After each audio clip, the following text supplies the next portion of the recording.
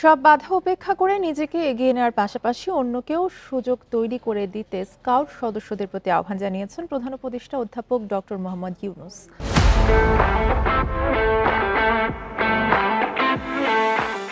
Bangladesh স্কাউটসের cup কার্নিভালের উদ্বোধন অনুষ্ঠানে এসব কথা বলেন তিনি।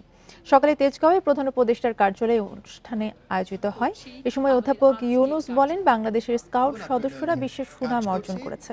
এই সুনাম ধরে রাখতে হবে। দেশের বিভিন্ন দুর্যোগ সংকটেও স্কাউট সদস্যদের ভূমিকা অপরিসীম বলে মন্তব্য করেন তিনি। পরে জুলাই গণ অভ্যুত্থানে শহীদ স্কাউট সদস্যদের স্মরণ এবং পরিবারের সদস্যদের হাতে সম্মাননা তুলে দেন প্রধান উপদেষ্টা। আমাদের মাঝে পেয়ে আপনি ছাত্র জীবনে একজন স্কাউট। যেহেতু তুমি অনেক দূর এগিয়ে এসছো বলেই তুমি স্কাউট হয়েছো।